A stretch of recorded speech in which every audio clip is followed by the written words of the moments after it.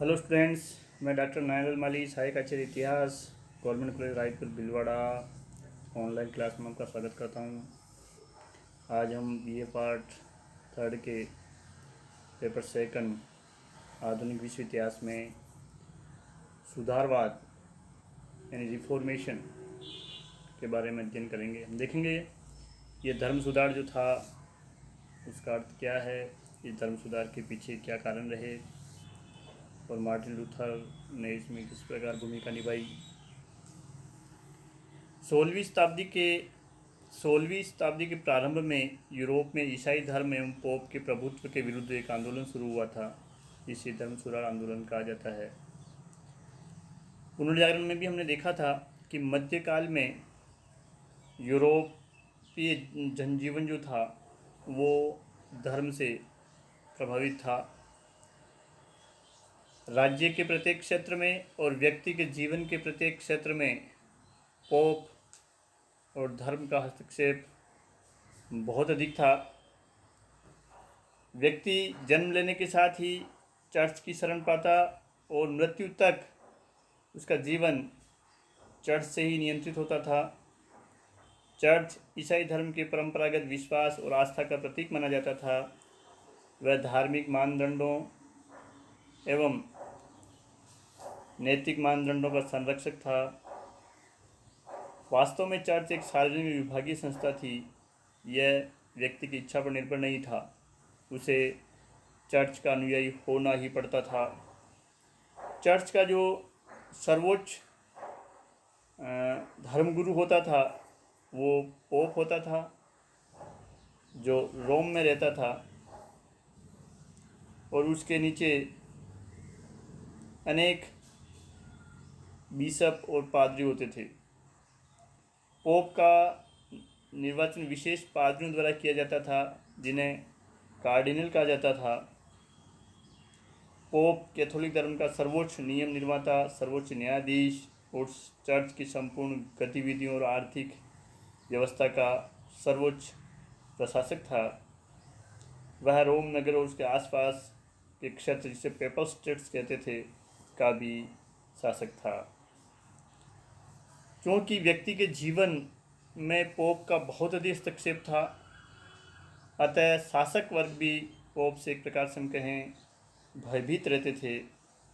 वह यूरोप के किसी भी ईसाई राज्य के शासक को परिच्युत कर सकता था, जनता को उसके विरुद्ध विद्रोह करने का आदेश दे सकता था। वह किसी भी कैथोलिक देश के किसी भी कानून को अनुचित समझता तो उसे रद्द कर सकता था। यानी हम कहें कि संपूर्ण ईसाई जगत में पोप का जो हस्तक्षेप था वो धार्मिक मामलों के अतिरिक्त उसके राजनीतिक मामलों में भी था। वह संपूर्ण ईसाई भूमि से कर वसूल करता था। विवाह, तलाक, वसीयत, उत्तराधिकार संबंधी कई जो वैधानिक मामले थे उसका अंतिम निर्णय वही करता था। इस प्रकार चर्च एवं पोप मनुष्य के व्यक्तिगत और धार्मिक जीवन के साथ साथ उसके सामाजिक और राजनीतिक क्षेत्रों के भी एक प्रकार से हम कहें भाग्य नियंता थे। तो इस मध्यकाल में ऐसी स्थिति के विरुद्ध पुनर्जागरण के कारण एक असंतोष उत्पन्न हुआ। ईसाई धर्म एवं चर्च में सुधार की मांग उठाई जाने लगी। पोप के विलासी जीवन और उसके कृत्यों के विरुद्ध लोगों में असंतोष बढ़ा, जिसके कारण हम कहें कुछ साहसी सुधारकों ने इस व्यवस्था में सुधार की मांग की। इसी को धर्म सुधार आंदोलन कहा जाता है। वार्नर एवं मार्टिन ने धर्म सुधार की परिभाषा देते हुए लिखा है, धर्म सुधार पोप पद की सांसारिकता एवं भ्रष्टाचार के विरुद्ध एक नैतिक विद्रोह था।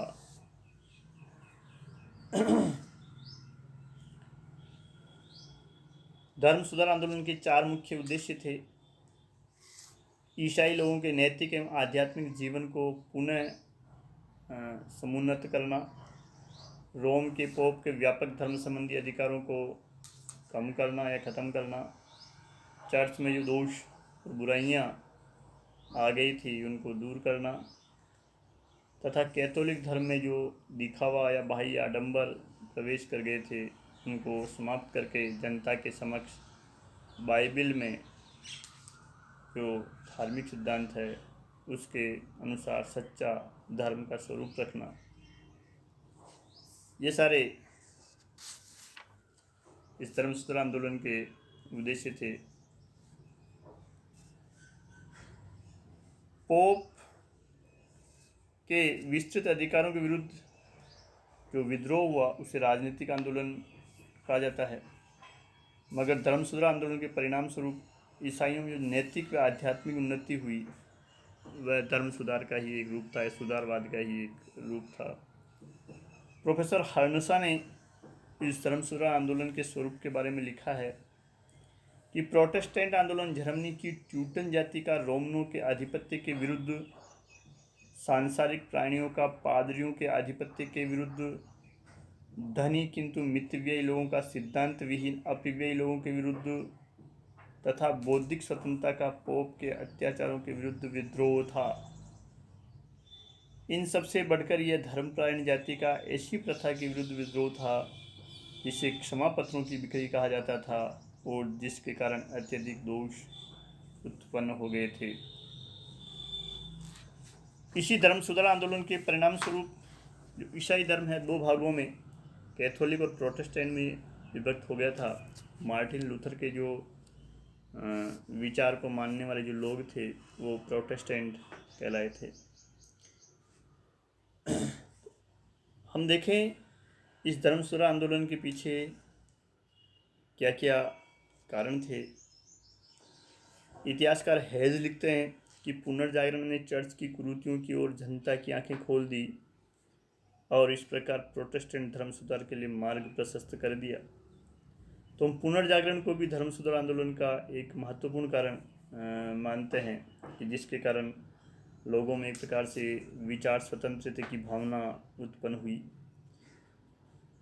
राष्ट्रीय राजवंशों के उदय, व्यापारिक वर्ग के अस्तित्व, मानववाद द्वारा प्रेरित व्यक्तिवाद और विचार स्वातंत्र्य आदि ने धर्म सुधार की पृष्ठभूमि बना दी। चर्च के धर्माधिकारियों की जीवन शैली, ईसाई धर्म के सिद्धांतों में अनेक विसंगतियों का होना, चर्च की धर्म संग्रह की अत्यधिक लालसा, शासन और धर्म के क्षेत्र में चर्च की प्रभुसत्ता आदि ने जनसाधारण के साथ साथ व्यापारी वर्ग और राजाओं में भी चर्च के प्रति असंतोष को बढ़ावा दिया। और इन सब के अतिरिक्त भी कुछ ऐसे कारण थे जिससे ईसाई धर्म में सुधार के लिए आवाज़ उठाई जाने लगी। हम पहला कारण लेते हैं इसमें वैज्ञानिक विकास या प्रगति।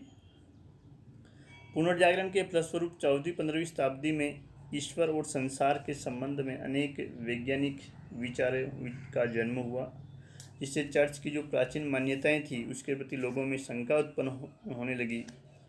जैसे चर्च टालेमी के इस विचार को मानता था कि पृथ्वी सौरमंडल का केंद्र है, मगर जब ब्रूनो ने इसका विरोध किया तब धर्माधिकारी ने उसे जिंदा जला दिया। बाद में जब कोपरनिकस ने भी अपने प्रयोगों द्वारा ये सिद्ध कर दिया कि पृथ्वी सूर्य के चारों ओर घूमती है, तो चर्च ने उसके निष्कर्ष को वापस लेने के लिए इस पर दबाव डाला। ऐसे ही समय में अन्य ऐसे साहसी धर्म विचारक हुए जिन्होंने ये प्रतिपादित किया कि मनुष्य स्वयं अपने भाग्य का निर्माता होता है, उसे धर्म या ईश्वर पर आश्रित होने की कोई आवश्यकता नहीं है। इसी समय कंपास की खोज हुई, उसका आविष्कार हुआ, जिसके कारण यूरोप के लोग विभिन्न देशों की यात्राओं पर गए, चाहे वो भ्रमण का उद्देश्य रहा हो, चाहे व्यापार का उद्देश्य रहा हो। इससे वो विभिन्न गैर ईसाई संस्कृतियों के संपर्क में आए। फलस्वरूप पोप और ईसाई धर्म में जो आडंबर गर कर गए थे उनका पर्दाफाश हुआ और इस वैज्ञानिक प्रगति ने लोगों को ईसाई धर्म की प्राचीन मान्यताओं पर से विश्वास उठाने में बड़ा योगदान दिया। शिक्षा वही है जो व्यक्ति को तर्क करना सिखाती है। बिना किसी प्रमाण के व्यक्ति किसी बात को स्वीकार नहीं करे, केवल कहने मात्र से बात नहीं मान ली जाए। शिक्षा व्यक्ति के एक प्रकार से ज्ञान चक्षु को खोलती है। 15वीं शताब्दी से पहले यूरोपीय राज्यों में केवल धार्मिक शिक्षा का ही बोलबाला था। इसका पाठ्यक्रम भी चर्च एवं पोप द्वारा अनुमोदित होता था। किंतु पुनर्जागरण के बाद यूरोप के राज्यों में धार्मिक शिक्षा के साथ साथ धर्मनिरपेक्ष विषयों का भी अध्ययन किया जाने लगा। धर्मनिरपेक्ष शिक्षा के अध्ययन से व्यक्ति ईसाई धर्म में गर कर गई कुरीतियों के बारे में जानने लगा। इसके साथ ही छापे खाने का आविष्कार हुआ। इस छापे खाने के आविष्कार ने हम ये कहें काफ़ी बड़ी मात्रा में पुस्तकों को छापने में योगदान दिया। व्यक्ति जो है अब पुस्तकें पढ़कर अपने ज्ञान का विकास करने लगा, ज्ञान को बढ़ाने लगा। इसके साथ साथ ही बाइबिल का विभिन्न भाषाओं में अनुवाद हुआ, जिसे जनसाधारण भी अब बाइबिल को पढ़ सकता था और बाइबिल के मूल सिद्धांतों के बारे में जानकारी प्राप्त कर सकता था, जिससे लोगों के सामने ईसाई धर्म और चर्च के जो कई आडंबर थे वो पर्दाफाश हुए और जनसाधारण में चर्च के प्रति असंतोष बढ़ने लगा। शिक्षा एक महत्वपूर्ण कारक होता है व्यक्ति के कहें विचारों में परिवर्तन करने का। तत्कालीन जो अंधविश्वास कुरीतियाँ होती है उनके विरुद्ध विद्रोह करने में शिक्षा काफ़ी सहायक होती है। सही विचारों को जानने और गलत विचारों का विरोध करने में शिक्षा व्यक्ति को प्रेरित करती है।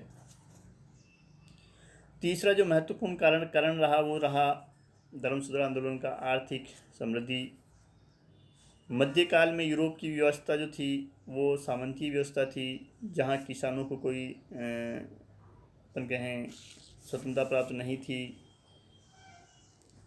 किसानों को और कारीगरों को सामंतों की इच्छानुसार कार्य करना पड़ता था। मगर 16वीं शताब्दी में बड़े राज्यों की स्थापना होने से सामंतवादी व्यवस्था खत्म होने लगी, जिससे किसानों को स्वतंत्रता प्राप्त हुई, कारीगरों को भी स्वतंत्रता मिली। इससे एक ऐसे वर्ग का उदय हुआ जो अपनी पूंजी लगा करके अधिक उत्पादन चाहता था, और इस अधिक उत्पादन ने व्यापारिक गतिविधियों को बढ़ावा दिया। व्यापारिक गतिविधियों से समाज में एक ऐसे धनी वर्ग का उदय हुआ जो विलासितापूर्ण और अपने धन के प्रयोग द्वारा ऐश्वर्य युक्त जीवन बिताना चाहता था, जिसका कि ईसाई धर्म विरोध करता था। ईसाई धर्म कहता था कि व्यक्ति को ब्याज नहीं लेना चाहिए और लाभ भी नहीं कमाना चाहिए, और बिना ब्याज लिए दिए और बिना मुनाफे के व्यापार नहीं चल सकता, उद्योग धंधे नहीं चल सकते। लोग अपनी पूंजी देंगे ही नहीं बिना ब्याज। यदि आप ब्याज नहीं देंगे तो लोग पूंजी नहीं देंगे, और मुनाफा नहीं कमाने की छूट नहीं होगी तो लोग काम नहीं करेंगे। क्यों करेंगे काम वो? तो इन सब कारणों ने इस व्यापारी वर्ग ने धर्म सुधारों को प्रोत्साहन दिया। राजा ने जब धर्मनिरपेक्ष मामलों में पोप के हस्तक्षेप को अनुचित बताकर चर्च का विरोध किया, तो इस व्यापारी वर्ग ने राजा का समर्थन किया। इस वर्ग की जो निगाहें थी राजा और व्यापारी वर्ग की, वो चर्च की यथार्थ संपत्ति और धन पर लगी हुई थी। तो इस प्रकार इस समृद्धि ने, हम कहें कि धर्म सुधार आंदोलन को प्रोत्साहित करने में काफ़ी बड़ा योगदान दिया है। चर्च संगठन के दोष ही मूलतः इस धर्म सुधार आंदोलन के हम कारण मान सकते हैं। यदि चर्च का संगठन ही अच्छा होता, इसमें कोई दोष नहीं होते, तो अन्य सारे कारण मिलकर भी धर्म सुधार को नहीं ला सकते थे।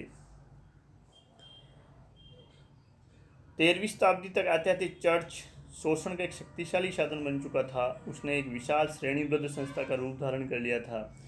वह अपने वास्तविक धार्मिक उद्देश्य को भुला करके शासन, समाज एवं व्यक्ति के जीवन के प्रत्येक क्षेत्र में अंकुश लगाता था और इससे वो काफ़ी शक्ति भी अर्जित कर चुका था। धर्म का अब मन से या हृदय से कोई संबंध नहीं था। धर्म केवल बाह्य संस्कारों, आडंबरों, दिखावे की वस्तु रह गई थी। चर्च की सत्ता सर्वोच्च समझी जाती थी। पोप को पोप इज इनफालिएबल, पोप अचूक है, यानी पोप कोई गलती नहीं कर सकता है, पोप ही सर्वोच्च है, ऐसी धारणा बन गई थी लोगों के अंदर। यानी पोप का विरोध करने का साहस तो राजाओं में भी नहीं था। प्रत्येक व्यक्ति, चाहे वह छोटा हो बड़ा हो, चर्च उसे से अपने सत्ताधिकार में लाने का प्रयास करता था। वर्ष में एक बार व्यक्ति को अपने पापों की स्वीकृति पादरी के समक्ष करनी पड़ती थी। तब पादरी उसे जो भी दंड देता था उसे वो स्वीकार करना पड़ता था, और जो इसके दंड को स्वीकार नहीं करता था उसे धर्म से निकाल दिया जाता था।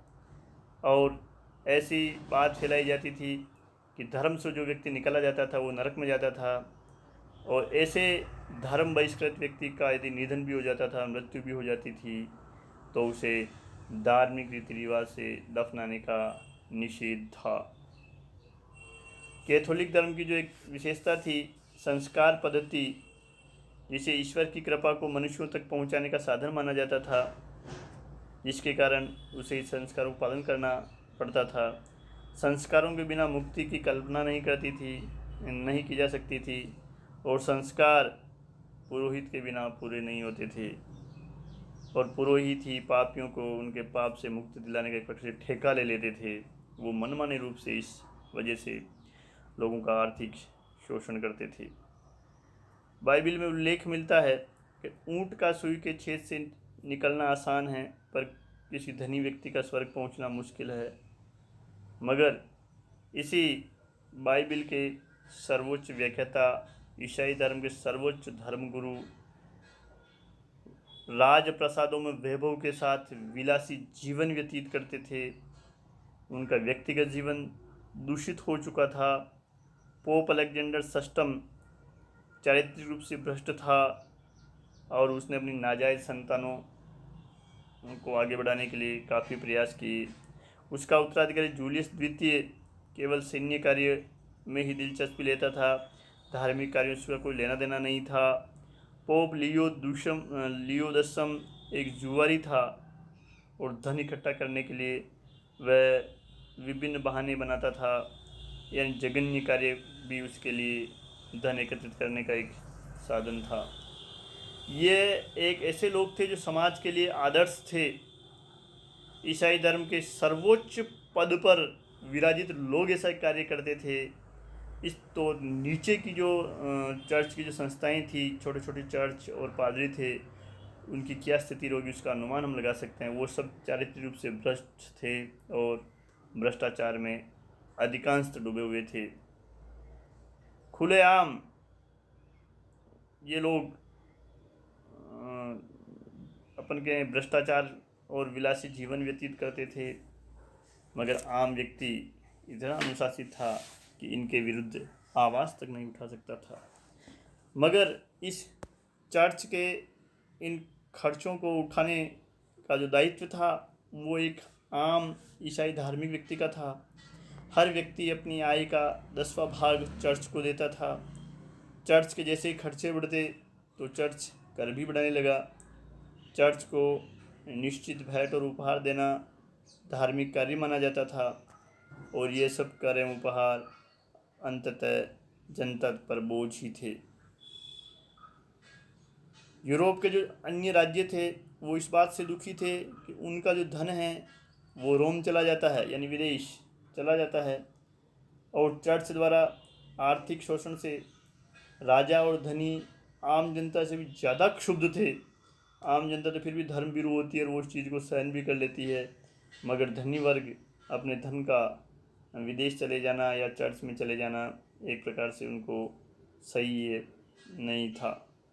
धनी लोग ऐतराज़ करता था कि चर्च का धन तो अनुत्पादक है और अनुत्पादक कार्यों में व्यय होता है, और पूंजीवाद में ऐसे धन को बेकार समझा जाता था जो पुनः पूंजी बनकर उत्पादन कार्यों में नहीं लगे। इस प्रकार जनसामान्य, व्यापारी और शासक सभी मन ही मन चर्च के विरोधी बन गए थे और अपने कहें मौके की तलाश में थे, किसी अवसर की बाट जो रहे थे। राजनीतिक कारण ने भी धर्म सुधार में महत्वपूर्ण योग दिया। पोप को इतने व्यापक राजनीतिक अधिकार प्राप्त थे जिसकी हम आज कल्पना भी नहीं कर सकते हैं। जैसे रोमन कैथोलिक चर्च को मानने वाले राज्यों में वह आंतरिक एवं बाह्य हस्तक्षेप किया करता था। राजा को वो धर्म से बहिष्कृत कर सकता था।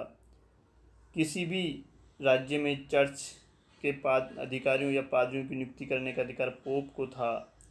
यदि राजा उसका कहना नहीं मानता पोप का, तो वह धर्मभीरू जनता को राजा के विरुद्ध विद्रोह करने का आदेश भी दे सकता था। डीजे हिल इस संबंध में लिखते हैं कि यदि प्रोटेस्टेंट आंदोलन केवल धार्मिक आंदोलन ही होता तो यह अपने सृजनकर्ताओं के जीवन काल तक भी न पनप पाता। पर जिस बात ने इसे सफल बनाया वह थी इसके राजनीतिक उद्देश्य। 16वीं शताब्दी के प्रारंभ में यूरोप के अधिकांश राज्यों में सामंतों का पतन हो चुका था। राष्ट्रीय राज्यों की स्थापना से राजाओं की स्थिति पहले की तुलना में काफ़ी मजबूत हो चुकी थी। वे अब राजनीतिक मामलों में चर्च का प्रभुत्व मानने के लिए तैयार नहीं थे। अतः उन्होंने धर्म सुधार को एक प्रकार से कहें प्रोत्साहन दिया। और इन सब कारणों के साथ आग में घी डालने वाला कारण था पाप मोचन पत्रों या क्षमा पत्रों की बिक्री। धर्म सुधार का ये तात्कालिक कारण बन गया जब पोप के प्रतिनिधि पादरी टेडजेल ने जर्मनी के विटनबर्ग में खुलेआम पाप मोचन पत्र या क्षमा पत्रों की बिक्री शुरू कर दी। इन पाप मोचन पत्रों के संबंध में पोप का कहना था कि जो भी व्यक्ति इन क्षमा पत्रों को खरीदेगा उसके पाप ईश्वर द्वारा क्षमा कर दिए जाएंगे, उसके पाप समाप्त हो जाएंगे और वो व्यक्ति सीधा स्वर्ग में जाएगा, उसे मोक्ष प्राप्त हो जाएगा। मार्टिन लूथर ने इन क्षमा पत्रों की बिक्री देखकर पादरी टेडजेल और पोप का विरोध किया। उसने अपने 95 प्रसंगों द्वारा इन क्षमा पत्रों को निरर्थक बताया। लूथर का कहना था कि धन से मोक्ष नहीं मिल सकता, अपितु पापों से मुक्ति के लिए ईश्वर की दया की आवश्यकता होती है। उसने श्रद्धा द्वारा मुक्ति का सिद्धांत दिया। इस प्रकार पाप मोचन पत्रों की बिक्री धर्म सुधार आंदोलन का तात्कालिक कारण बन गई। H.G. वेल्स ने लिखा है, पोप के राज्य के विरुद्ध जॉन वाइक्लिफ और जॉन हस के समय से चली आ रही क्रांति को असाधारण और कौतूहलपूर्ण क्षमा पत्रों की बिक्री ने और भड़का दिया। तो इस प्रकार धर्म सुधार आंदोलन के लिए पृष्ठभूमि पिछले 200-300 सालों से तैयार हो रही थी। पुनर्जागरण ने इसको एक प्रकार से हम कहें गति दी और इसके साथ ही जब पोप का राजनीतिक मामलों में अधिकाधिक हस्तक्षेप बढ़ने लगा, छापे खाने के आविष्कार से बाइबिल लोगों के हाथों में आने लगी, दूसरी धार्मिक पुस्तकें भी लोगों के हाथों में पहुंचने लगी, तो लोग शोषण के प्रति भी जागरूक हुए और पोप के क्रियाकलापों के प्रति उनके मन में एक प्रकार से कहें अविश्वास बढ़ा और इन सब के ऊपर क्षमा पत्रों की बिक्री से लोगों का गुस्सा फूट पड़ा और कहें रोमन कैथोलिक चर्च या ईसाई धर्म में सुधार के लिए आवाज़ उठी। जय हिंद।